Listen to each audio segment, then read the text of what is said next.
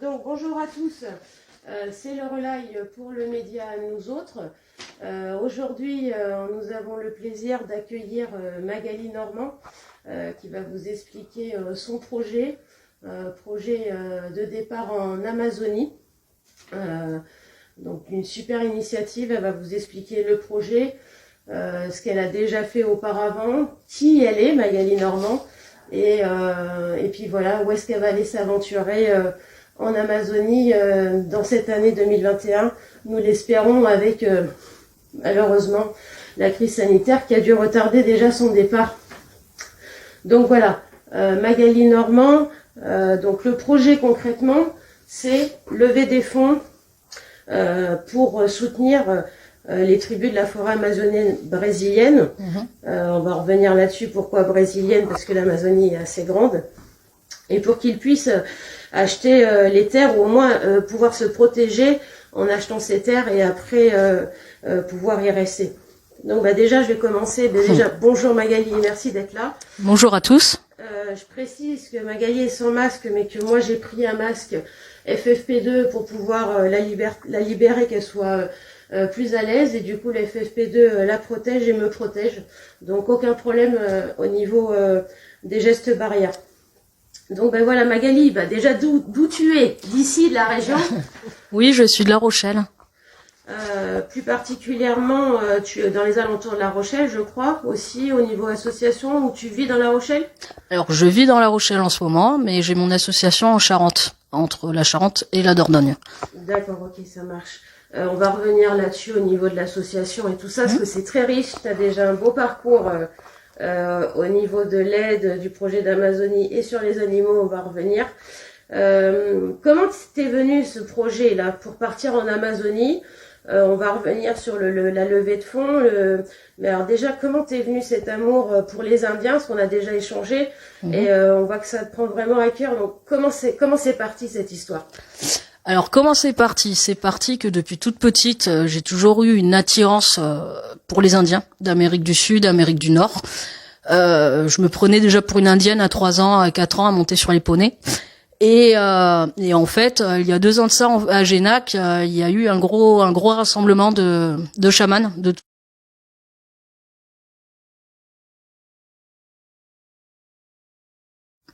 Ok, alors du coup, je vais te poser directement la question maintenant pour expliquer qu'est-ce qu'un chaman. Et du coup, brièvement, puis après on reviendra dessus. Alors un chaman, c'est en fait un guérisseur, c'est quelqu'un qui est lié avec le monde de l'invisible et qui voyage dans le temps. Donc il reçoit des messages de là-haut, il peut soigner, il peut voyager. D'accord. Ok, donc c'est quand même, c'est des ressentis, c'est des traditions, c'est des cultures, et c'est des gens aussi des tribus qui travaillent aussi avec des plantes et qui respectent la nature et ce qui les entoure. Ouais. Et quand on parle de chaman ou d'esprit, on n'est pas dans un côté un peu fou, pour ceux qui sont un peu sceptiques sur le chamanisme ou les choses comme ça. Faut savoir qu'on est vraiment dans du concret et que c'est et qu'aussi on peut se rappeler que les médicaments sont faits à base de plantes qu'on a été chercher pour beaucoup dans les forêts amazoniennes. Donc on en reviendra si tu veux dire un mot là-dessus, mais il faut pas le prendre à la légère. C'est pas quelque chose de fou, de sectaire, quoi. Ah non, tout à fait, non. Non, il faut savoir que l'Amazonie, il y a beaucoup de plantes qui soignent, et comme tu disais tout à l'heure, il y a beaucoup d'importations de plantes en France. Dans les pharmacies, on retrouve beaucoup de plantes d'Amazonie justement, et qui peuvent soigner, guérir, et il faut pas prendre cette chose-là à la légère. Ouais. En tout cas, ça donne envie d'y aller déjà de ce qu'on a pu échanger. Donc là, tu as dû retarder un peu ton projet à cause de la crise sanitaire. Ouais. Et puis, bon, il y a le problème de fonds et d'argent qu'on va bien sûr souligner. Et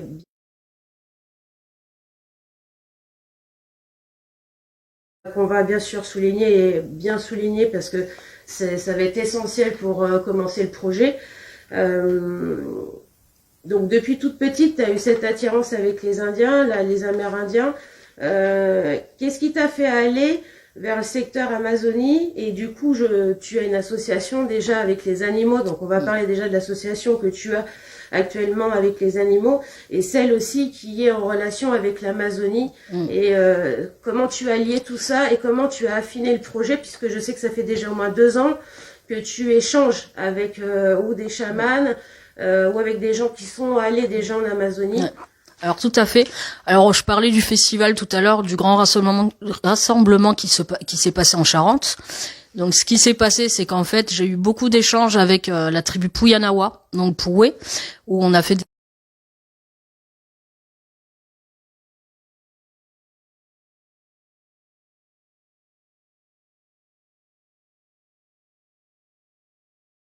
du problème de l'Amazonie d'aujourd'hui. Et suite à ça, en fait, lui-même a parlé qu'il recherchait une alliance internationale par rapport à la déforestation. Et par rapport à cela, en fait, on a pu échanger hors cérémonie et je lui ai demandé la permission de venir le rejoindre dans son village, qu'il a accepté. Donc voilà. Ouais. Donc on a pu échanger là-dessus. Ça a été une rencontre assez forte. Ça a été intense. Ça a été très intense pour moi parce que discuter avec un chef de tribu amazonien, c'est pas donné à tout le monde. Et de faire une demande pour aller le rejoindre dans son village, faut imaginer que beaucoup de Français ont essayé aussi d'y aller. Ils leur ont fait beaucoup de promesses qui sont tombées soit à l'eau ou soit avec de très mauvaises intentions. Donc ils ont quand même malheureusement ils ont eu des déceptions et puis ils ont été touchés par des personnes mal intentionnées. Je le redis. Ouais, il y a ça aussi. Donc faudra être vigilant d'ailleurs sur et vous pourrez être rassuré, on vous expliquera tout ça. Mais sur les levées de fonds qu'il va y avoir, et je l'espère pour soutenir le projet de Magali, que vous être vigilant d'ailleurs sur, et vous pourrez être rassuré, on vous expliquera tout ça. Mais sur les levées de fonds qu'il va y avoir, et je l'espère pour soutenir le projet de Magali, que tout ça va être bien sûr bien encadré et que ça sera vraiment pour les tribus et pas pour les gens qui sont autour du projet, mais vraiment pour eux. Pour qu'ils puissent, on va revenir sur le but concret, qu'est-ce qu'ils pourront faire après une fois avoir acquéri le plus d'argent possible. Qu'est-ce qui se passe en Amazonie? Il y a beaucoup de gens qui le savent, mais concrètement, c'est quoi les dangers qui se passent en ce moment? Qu'est-ce qui leur arrive là-bas? Alors le problème de l'Amazonie en ce moment, c'est pas d'aujourd'hui, c'est la déforestation. Faut le savoir que le virus Covid-19, il touche toutes les tribus et que justement le problème c'est que l'État en profite l'État, ceux qui recherchent l'or, ceux qui cherchent le caoutchouc, ceux qui cherchent un peu tout, qui retournent un peu la terre pour essayer de trouver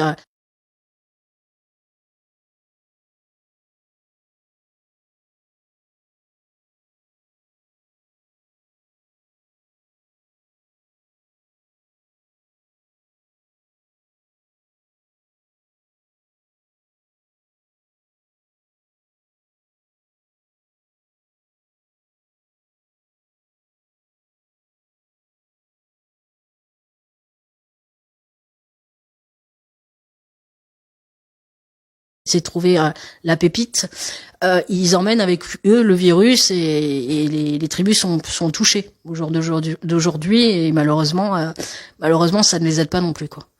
Ouais, donc il y a le problème, alors comme tu viens de le souligner, il y a plusieurs causes. Il y a la déforestation, il y a les mines d'or, la déforestation et le Covid-19. Il faudrait justement arriver à trouver parce qu'il risque d'y avoir, il y a toujours cet affrontement qui risque de perdurer entre les gens qui sont obligés de travailler sur place et qui travaillent pour les mines, et puis ceux qui exploitent ces gens-là pour trouver de l'or et qui détruisent littéralement la terre amazonienne et d'autres endroits, parce qu'il y a aussi des produits qui se déversent dans les eaux qui entourent et dans les terres. Et ce qu'il y a, c'est qu'il faudra arriver à trouver une entente ou au moins déjà une protection pour eux. Donc c'est pour ça que toi tu te lances dans ce projet, parce que dans un premier temps, il faut déjà les protéger pour qu'ils restent sur leur terre, parce que c'est leur terre, faut pas l'oublier. C'est vraiment enraciné tout ça. Les Indiens sont là-bas, c'est tout à fait. Voilà. Alors du coup, par rapport à ça, parce qu'il y a aussi la culture du soja, il y a l'importation. Alors on parle d'importation aussi en France. L'Amazonie à vendre pas cher. Et même moi, je me suis renseignée dans l'idée en fait de réacheter leurs terres pour leur redonner à eux, pour être sûr qu'ils seront en sécurité et qu'à partir de là, on ne les chasse plus en fait. Donc, faut savoir que c'est vraiment pas cher et que n'importe qui peut acheter une part d'Amazonie s'il le décide, en fait. Après, le problème, c'est que encore une fois, des personnes mal intentionnées peuvent l'acheter pour rien du tout, quoi. Donc, c'est ça le danger, en fait, aujourd'hui. C'est vraiment que la terre là-bas n'est pas chère et que n'importe qui peut l'acheter. Je crois que tu m'as parlé d'une dame qui a déjà fait un peu ce projet où donc on pouvait acheter des bouts de terre. Mais justement, c'était si mettons les personnes étaient de la même famille, qu'ils espaçaient les personnes pour pas qu'il y ait un cumul de terre et que des gens mal intentionnés arrivent à s'acquérir justement ces bouts de terre à la place des tribus. Enfin, on avait échangé avec l'autre jour sur ce sujet. Donc là aussi, c'est pareil.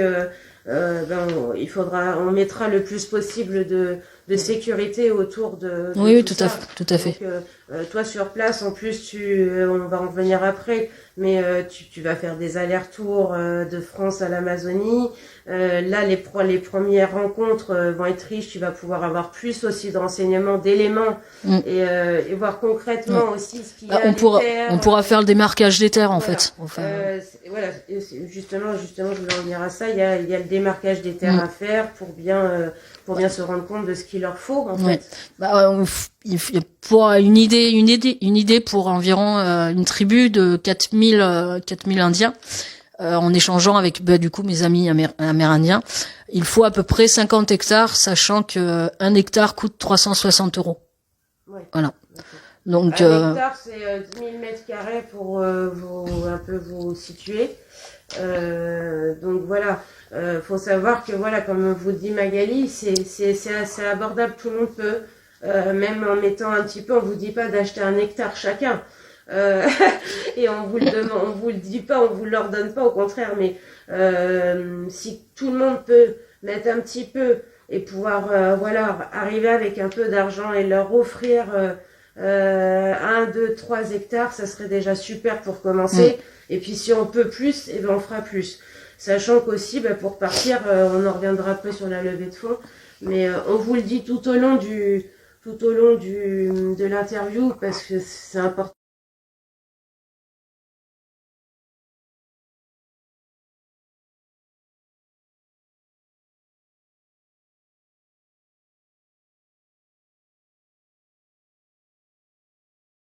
C'est important et c'est forcément le point de départ aussi pour pouvoir construire le projet, le finaliser. C'est forcément cette levée de fonds et je suis sûre que la solidarité de chacun pourra te permettre d'acquérir déjà un peu d'hectares et d'arriver là-bas avec ton billet d'avion parce qu'il y a le billet d'avion aussi à payer.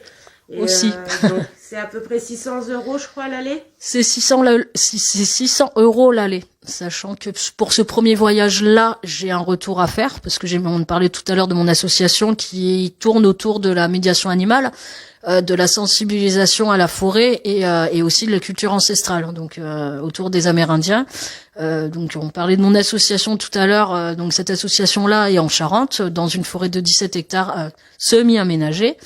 Et je compte aussi, par rapport au travail avec les Indiens d'Amérique du Sud, c'est aussi de faire un travail où quand ils viennent en France sur des conférences, c'est qu'on puisse organiser avec eux des rencontres avec les Français. Donc eux sont d'accord, l'échange y est, et voilà.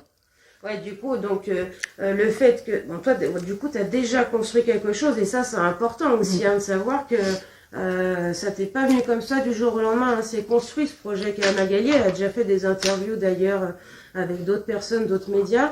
Et le nom de ton association, Tintuki. Voilà, Tintuki. Qui veut dire esprit de la forêt. Ouais.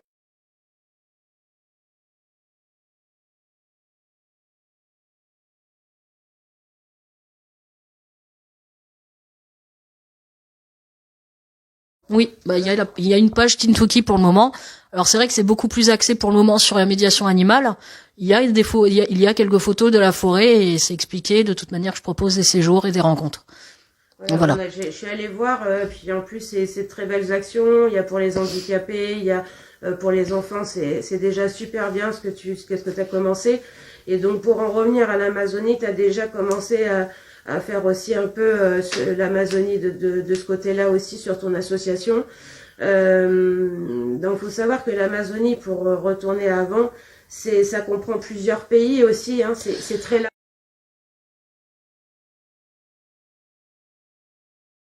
comprend plusieurs pays aussi, hein, c'est très large. C'est très vaste. Toi, tu vas te situer sur l'Amazonie brésilienne avec le Pérou.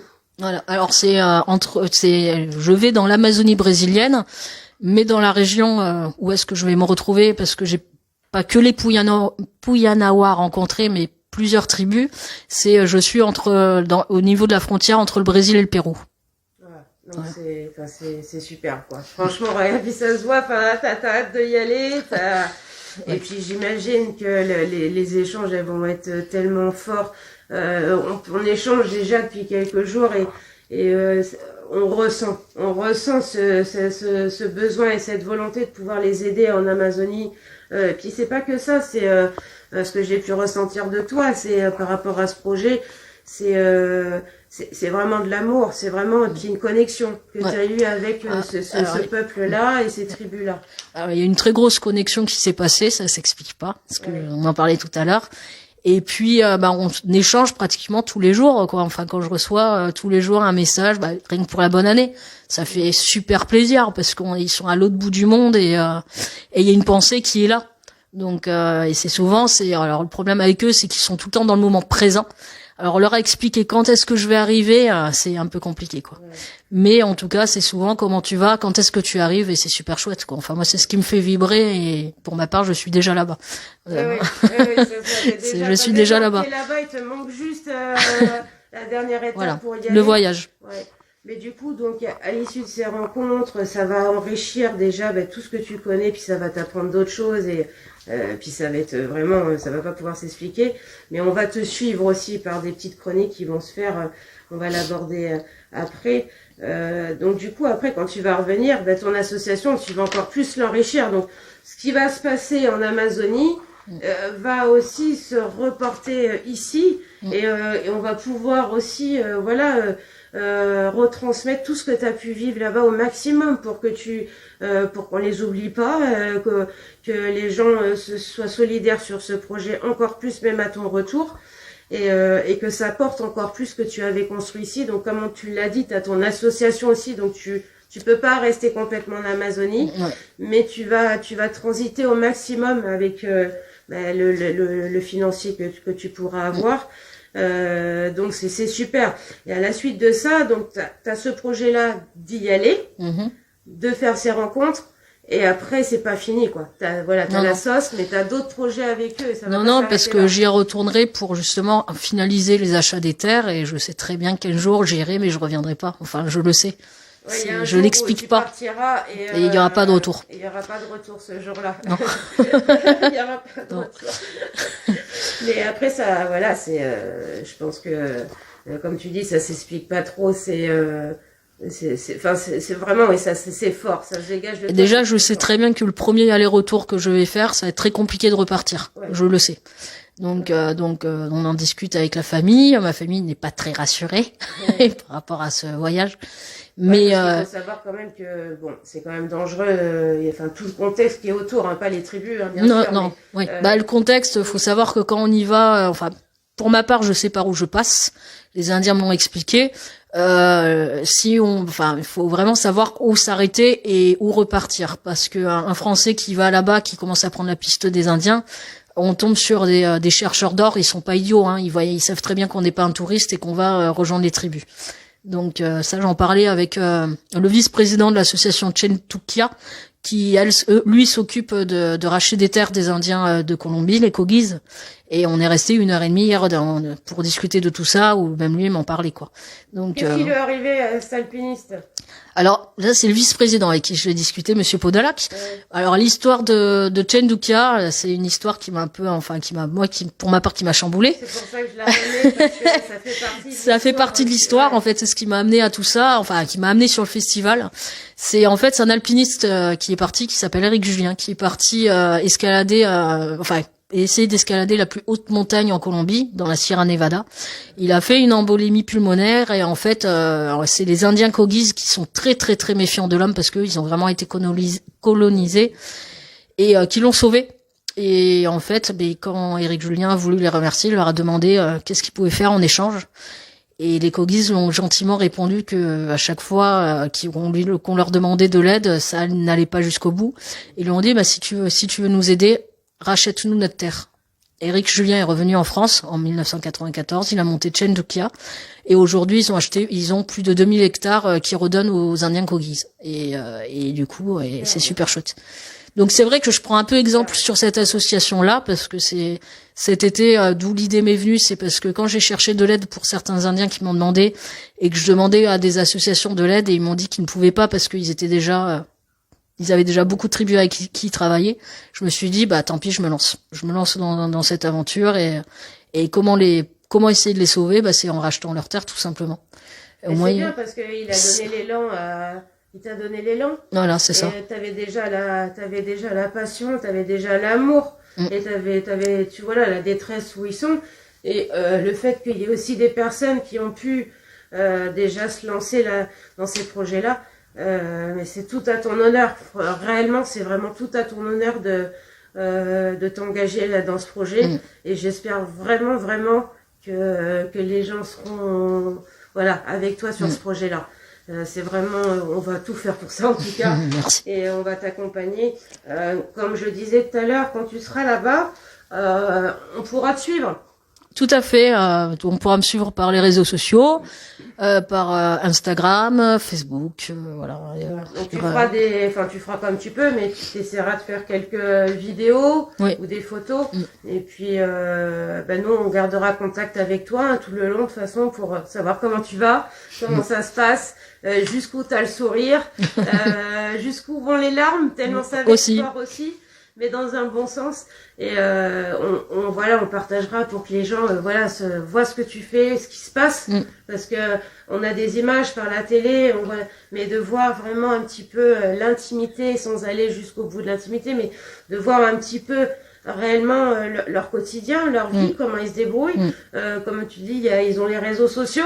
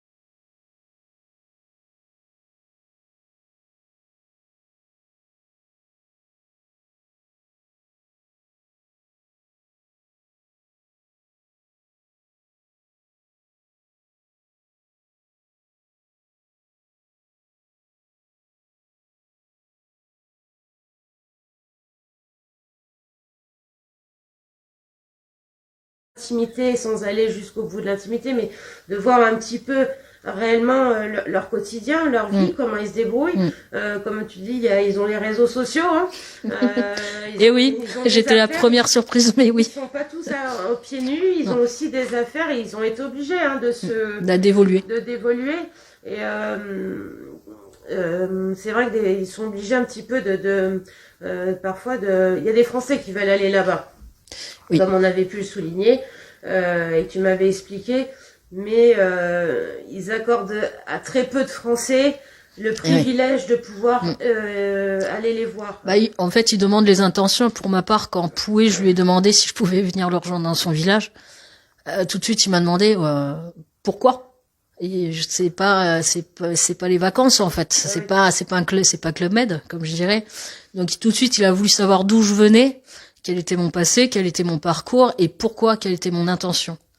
Et ça a été assez fort comme échange. Ouais, puis quand tu l'as expliqué, les réponses elles sont pas au tac au tac. Non. Ces gens-là prennent le temps ils prennent le temps. Enfin voilà, ils sont dans le présent, donc comme on les a choqués nous sur le festival, sur l'assemblement, avec l'heure à tout le temps être à fond, là, à tout le temps courir, on les a vraiment choqués. Eux, ils sont vraiment dans le temps, dans le présent. Ils prennent le temps de vraiment se connecter, d'observer, de ressentir. Donc, il a pas mis beaucoup de temps à me répondre. Pour moi, ça faisait 1 heure, mais. Oui, c'était tellement intense. Puis en plus, tu le rencontrais en plus. Donc bon, oui, puis c'était très personnel. Comme c'était vraiment un moment. Enfin, c'était hors cérémonie. C'était entre nous. On était tous les deux avec un traducteur à côté.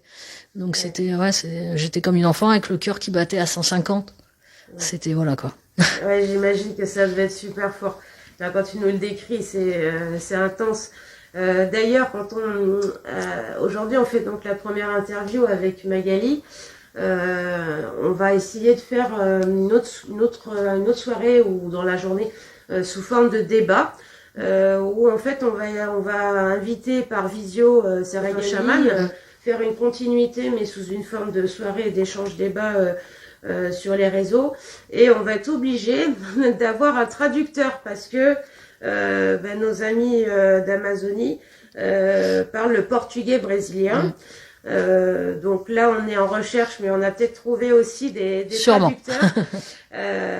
Du coup parce qu'il faudra parce que eux s'expriment qu'en portugais brésilien, et puis après nous il faut pouvoir le traduire. Sachant que Magali aussi ce soir-là nous expliquera aussi le projet, donc on aura quelqu'un qui vous traduira en direct les propos, les paroles et les mots de nos chamans qui seront en visio ce jour-là. Donc c'est pour vous dire que voilà, il va y avoir vraiment une continuité. On va suivre Magali jusqu'à son départ, jusqu'à son retour, quand elle y retournera. On va suivre ce projet parce que l'Amazonie, on en a beaucoup parlé à un moment donné sur les médias, et c'est un peu retombé quand même. Le problème, c'est qu'on parle de beaucoup de choses, mais on connaît jamais la suite. Il n'y a pas de suivi. Donc l'Amazonie, comme l'hiver dernier, il y a eu un gros feu qui s'est passé, on ne parlait que de ça. C'est pendant 3 semaines, ça a été que ça, sauf que l'Amazonie crame tous les jours, faut pas l'oublier. Et les Indiens, enfin voilà, chez les Indiens, il y a toujours parce que le problème, c'est qu'il y a souvent un décès par jour, et ça on le dit pas. Ouais. Les défenseurs, ceux qui, voilà, comme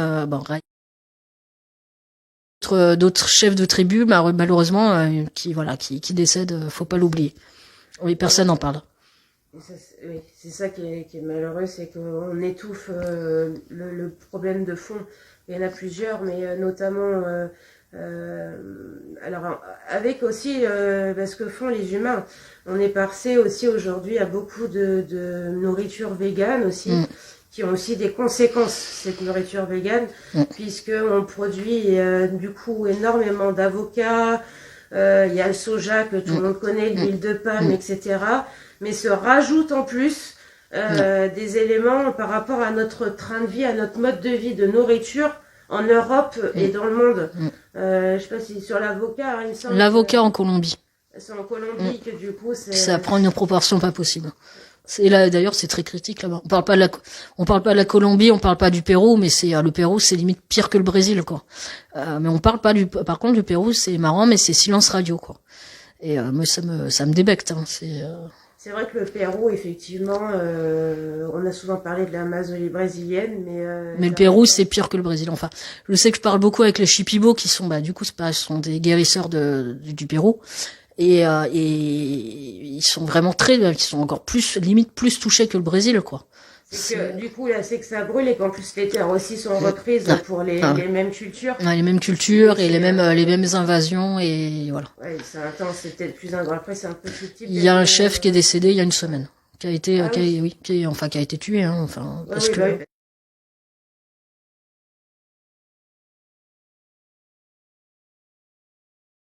Aussi les animaux, la faune et la flore. On parle aussi de la faune et la fleur, de problèmes de toutes ces plantes qui sont en train de périr, de tous ces animaux qui sont en train de périr dans la connerie humaine. Je dirais ça comme ça, et voilà, il y a ce problème là que c'est, si on ne fait rien, on court à la catastrophe. L'Amazonie, c'est le poumon de la Terre. Alors il y en a qui disent que non, moi je dis que oui. Et si on perd l'Amazonie, je vous raconte pas les dégâts qu'il y aura plus tard pour vos petits enfants et vos enfants. De toute façon, c'est concret, c'est pas idéaliste.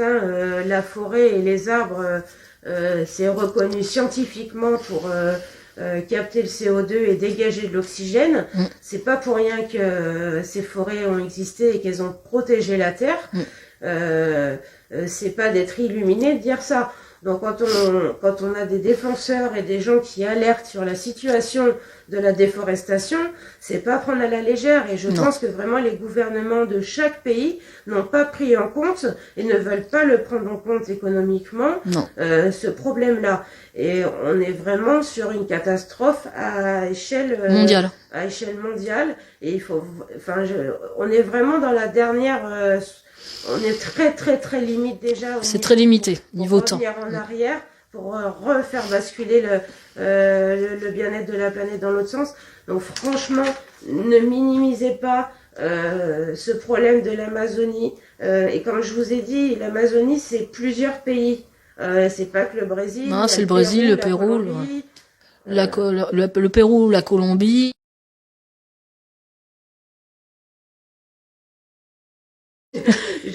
Mais voilà, il y a beaucoup de pays concernés et c'est vrai qu'on se focalise et qu'il faut et c'est pareil. Je voulais en venir aussi aux animaux.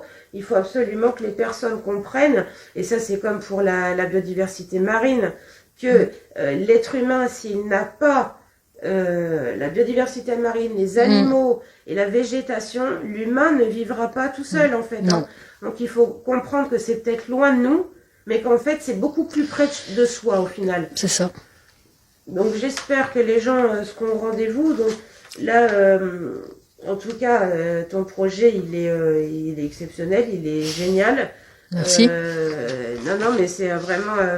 Moi personnellement, je rêverais d'aller en Amazonie, pas pour rêver et faire du tourisme, mais réellement pour la rencontre et les échanges qu'il peut y avoir, qui doivent être enrichissants et qui nous ramènent à la réalité.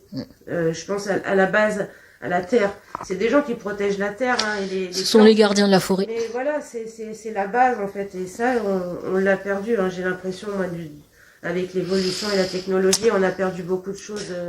Pour moi, le béton coupe nous coupe des racines, de la racine en fait. Et en fait, le problème de la ville, c'est que malheureusement, ça rend l'homme ça le conditionne à autre chose que les valeurs essentielles. Et c'est bien dommage. Ouais, comme tu dis, c'est bien dommage. Et j'espère que ça pourra quand même s'inverser. Et du coup, par le biais de ton projet, déjà, c'est une étape, c'est une solution. Et comme il y a déjà des gens qui font déjà ce type de projet à rachetant des terres, le fait que toi tu y reviennes aussi avec ton projet, ton engagement, ça va encore voilà, rajouter du soutien aux tribus. Donc concrètement, pour partir en Amazonie, déjà ça serait pour 2021 que tu voudrais partir. Oui, novembre. Donc ça serait pour novembre. Ce serait pour novembre là, parce que là, comme je te disais, j'ai aussi mon association en France que j'essaye de lancer, parce que même là la situation en France, elle me met un peu des bâtons dans les roues par rapport au Covid-19. Donc vu que je travaille avec un public fragile, tout est arrêté, on est un peu à l'arrêt. Donc j'aimerais bien pouvoir un peu travailler au printemps et cet été, et ensuite vu qu'en novembre généralement on est hors saison, à partir de novembre partir pas un mois pour le coup, mais 2 mois, et voilà. Donc ce serait sur 2 mois du coup, 2 mois, 2 mois le séjour. Voilà. Le séjour entre guillemets. Concrètement, donc au niveau financier, c'est là qu'on a besoin de vous tous. L'équipe Nous Autres participera pour accompagner aussi Magali.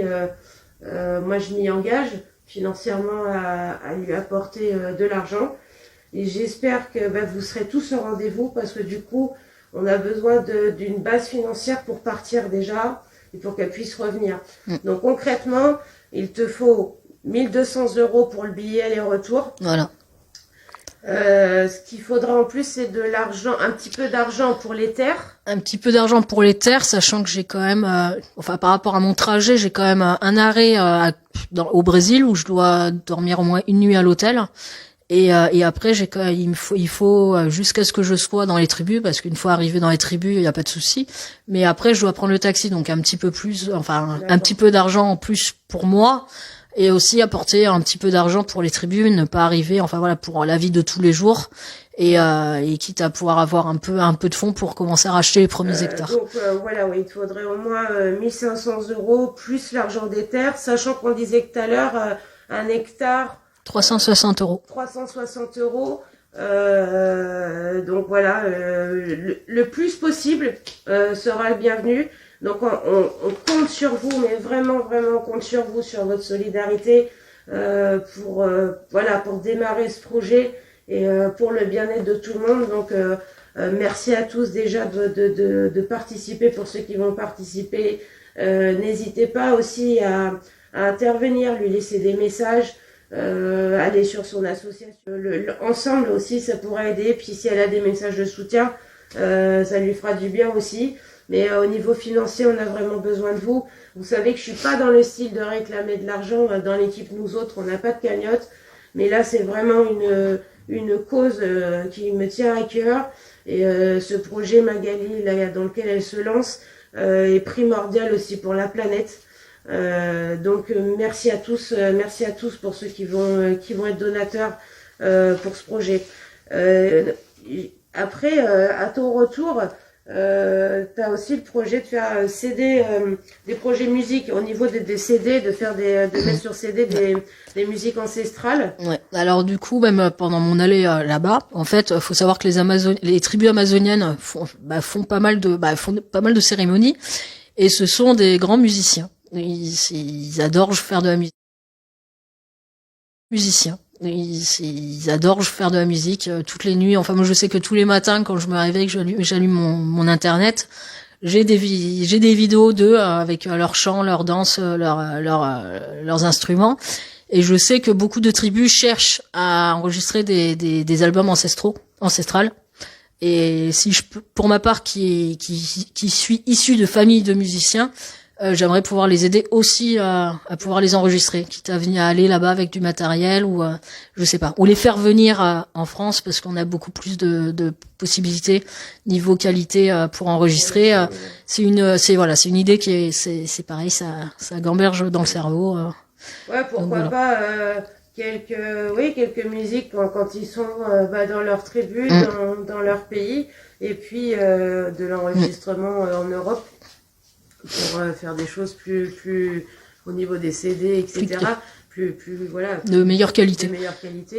Mais ça, je pense qu'à mon avis, ça peut être super parce qu'en plus, c'est des musiques qui sont très jolies. Hein. Ah oui, c'est chouette. C'est assez chouette. Il y a des instruments superbes. Donc ça sera un projet. Donc c'est pour vous dire qu'il y aura un suivi. Ça va pas s'arrêter d'un coup. C'est pas un voyage et puis ça s'arrête quoi. Magali, elle a fait son projet et elle est déterminée, elle sait ce qu'elle veut et elle sait comment les aider, elle va faire tout ce qu'elle peut pour mettre tout en avant en fait, hein, que ça soit leur terre, leur musique, leurs valeurs, leur culture. Hein, et après, on va essayer aussi de faire des rencontres avec des festivals. Alors ce sera peut-être ce sera des séjours en fait. Alors festival, ça dépendra si on est opérationnel pour recevoir un aussi gros festival que celui où je suis allée. Voilà. Mais en tout cas, il y aura des séjours où on pourra proposer des rencontres avec eux en France, donc quand ce sera possible. Donc voilà, donc comme là cette année normalement je devais proposer une rencontre avec les Amérindiens d'Amérique du Nord parce que je suis en contact avec eux aussi autour du cheval. Malheureusement avec le Covid-19 avec dans tout ce qu'on est en train de vivre, ça va pas être possible. Donc mais en tout cas, c'est prévu qu'il y aura des rencontres qui se feront chez moi avec eux. D'accord. Donc tu es aussi en contact avec les Amérindiens du Nord. Est-ce que par hasard tu sais, je veux pas te prendre à dépourvu, mais la différence est-ce qu'il y a une grosse différence entre ceux du Nord et ceux du Sud ou Alors oui, parce que on va revenir sur l'aspect du chaman. Les Amérindiens d'Amérique du Nord se proclament pas chaman mais hommes médecins. Donc voilà, donc en tout cas pour ma part, c'est avec les Navarros avec qui je suis en contact. Les Navarros, ce sont des personnes qui sont très liées à l'esprit du cheval et ils travaillent avec la médecine du cheval. Voilà. Donc l'Amazonie, déjà pour rectifier le tir surtout qu'ils vont m'écouter. On dit pas un chaman mais un paré. Et donc eux, ils travaillent avec l'esprit de la plante. D'accord. Et avec des animaux aussi, mais voilà, c'est. Ils sont plus reliés aux plantes. Aux plantes, et aux animaux, mais c'est au nord, c'est plus lié au cheval quand même. Oui. Plus spécialisé. Ouais. Enfin, le nord, ils travaillent beaucoup avec le cheval, l'aigle et l'ours. Enfin, par exemple, avec des plantes aussi, mais ils se disent vraiment homme médecin, mais pas chaman.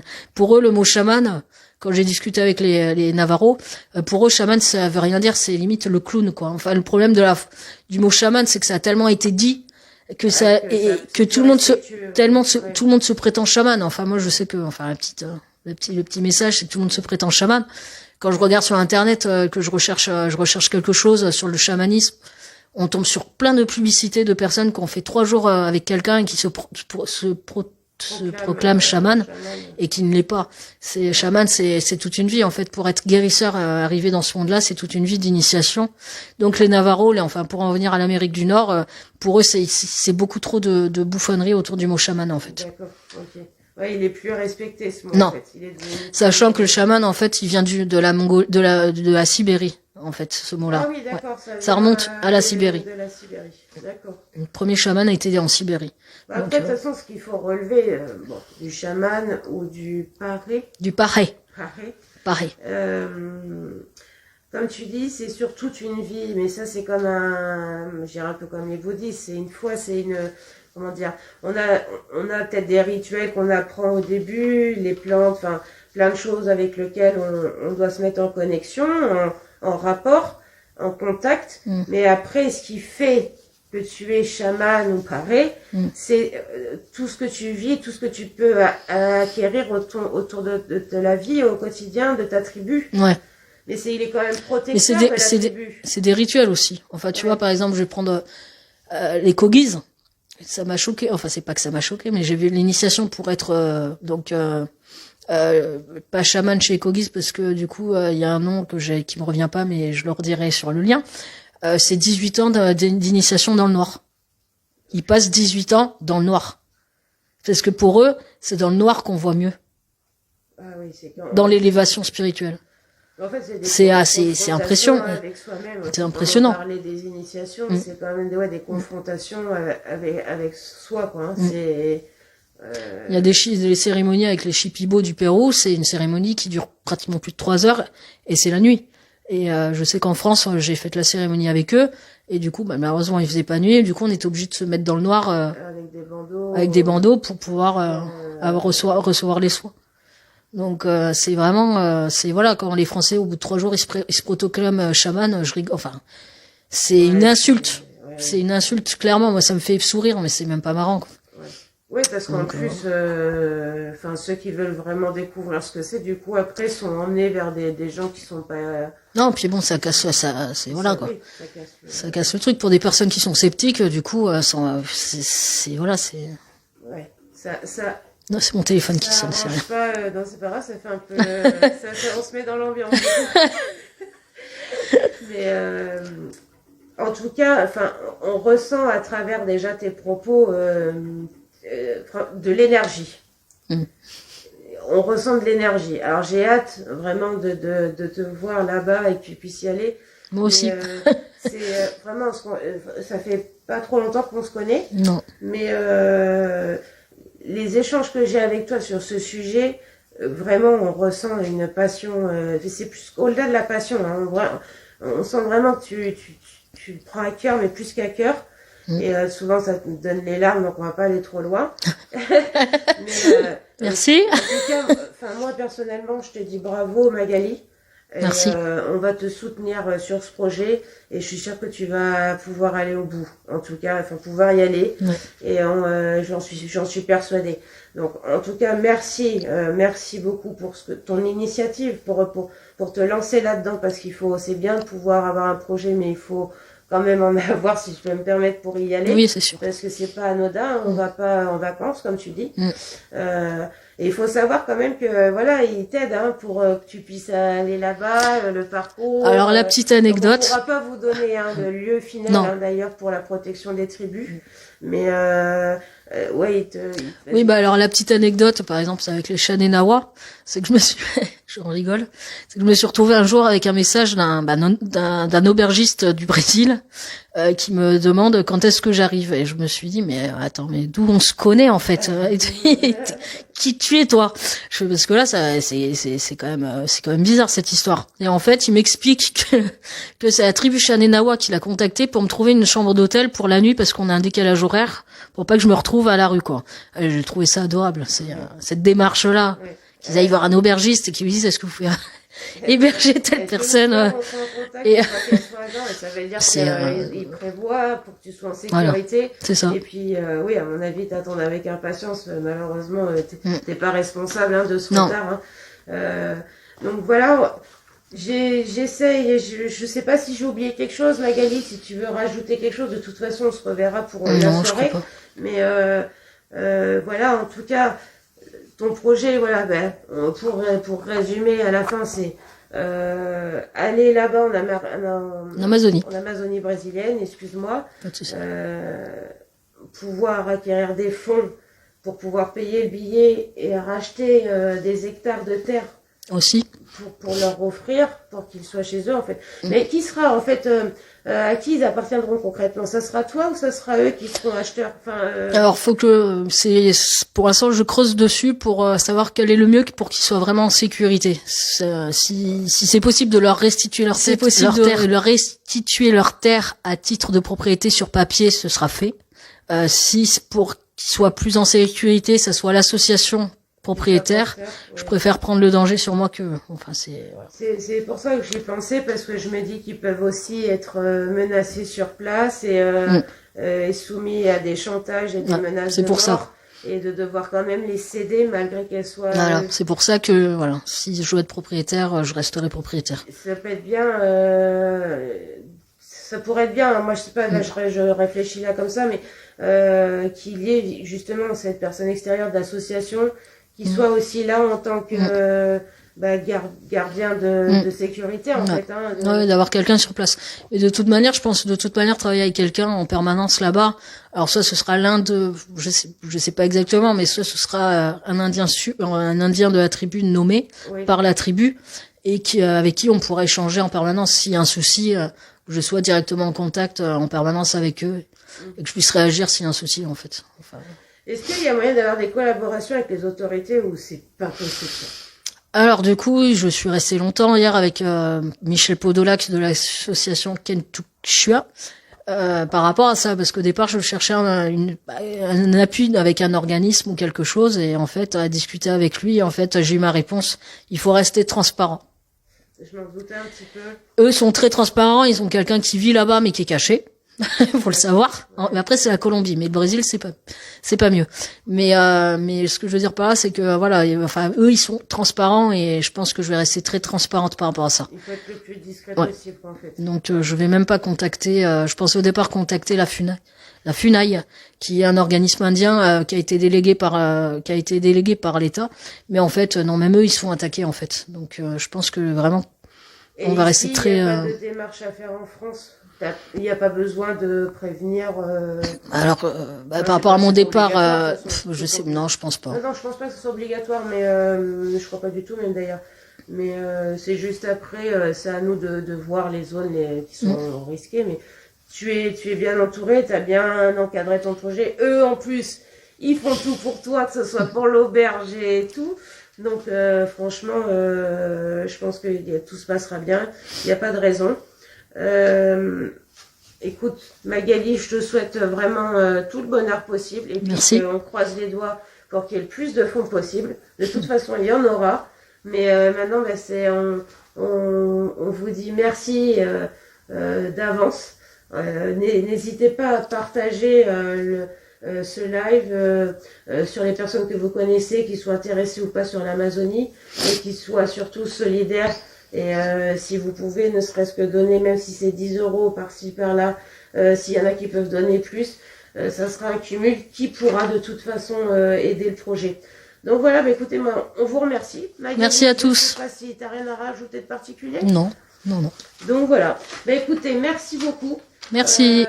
Merci à Magali. Et puis on vous donnera des nouvelles rapidement pour la prochaine intervention qui se fera en visio avec les tribus par visioconférence.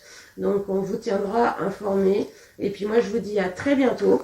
Donc c'était Lorelai pour Média Nous Autres et bye bye.